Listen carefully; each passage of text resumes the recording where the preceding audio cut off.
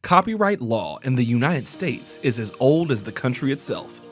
The framers of the Constitution believed inspiring creativity would enrich the nation's culture, and they ensured Congress had the power to promote the progress of science and useful arts by securing for limited times to authors and inventors the exclusive right to their respective writings and discoveries.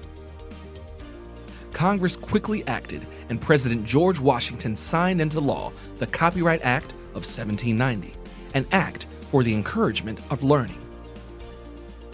That first federal copyright law protected three types of works: maps, charts, and books. It gave copyright owners exclusive rights to reproduce and distribute copies of their works, and it protected registered works for 14 years with a 14-year renewal option. Initially, authors registered their works with U.S. district courts. On July 8, 1870, Congress centralized the administration of copyright law in the Library of Congress. By this time, Congress had expanded copyright law to protect prints, musical compositions, dramatic works, photographs, and visual artworks. The law recognized copyright owners' exclusive rights to publicly perform dramatic works and to create derivative works. And the duration of copyright protection increased to an initial 28-year term with a 14-year renewal option. For 27 years, the Librarian of Congress also served as Register of Copyrights and used the deposit copies of registered works to help build the library's collection. Between 1891 and 1897, he implemented additional changes Congress made to the law, including new protections for foreign works and the public performance right for musical compositions. On July 22, 1897, Congress established the U.S. Copyright Office as a separate department and appointed the first dedicated Register of Copyrights. Since then, the office has been a key player in the evolution of copyright law, including by advising Congress as it passes new copyright statutes. Under the Copyright Act of 1909, federal law protected published works that included a copyright notice. Most unpublished works were protected by state law.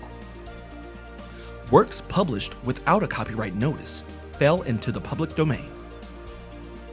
A new limitation known as a compulsory mechanical license allowed anyone to make a reproduction of a musical composition without the copyright owner's permission, if they adhered to the specific license under the Act. The maximum copyright term was set at 56 years. In the decades that followed, Congress continued to amend the law. Protection was given to motion pictures and sound recordings.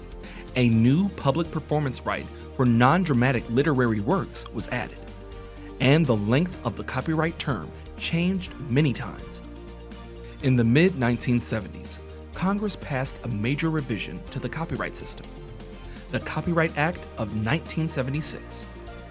Most importantly, it provided federal copyright protection to both published and unpublished works from the moment they are fixed in a tangible form. It also implemented a series of changes to balance the interests of creators and users of copyright-protected works. Choreography and pantomimes were added as a category of protected works. Copyright owners were given the exclusive right to publicly display a work. Certain limitations on copyright, such as fair use, the first sale doctrine, and exceptions for libraries and archives, were added to the federal statute. Additionally, the 1976 Act established several licenses the Copyright Office would administer, and the term of copyright protection changed to the life of the author plus 50 years. The 1976 Act remains in effect today, amended by laws Congress has passed in response to international obligations and changing technologies, among other factors. In 1989, the United States joined the Berne Convention, an international copyright treaty, which prompted Congress to remove the requirement that a published work contain a copyright notice. Another major amendment was the Digital Millennium Copyright Act in 1998 to address certain copyright issues in the digital era. Along the way, separate amendments have recognized copyright protection for computer programs and architectural works. Newly implemented rights and exceptions include the right to perform a sound recording using digital audio and exceptions for distance education. And generally, for works published after 1978, the duration of copyright protection is now the life of the author plus 70 years. For anonymous works, pseudonymous works, and works made for hire, the duration is 95 years from the year of first publication, or 120 years from creation, whichever comes first. More recently, the Music Modernization Act has made statutory licensing fairer for creators and more efficient for digital music providers. It also gave greater protections to sound recordings published before 1972.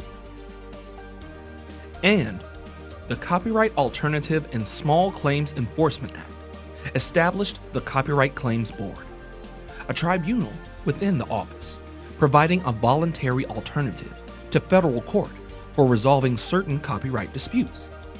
As copyright law continues to evolve, the Copyright Office helps fulfill copyright's constitutional purpose by promoting creativity and free expression for the benefit of all.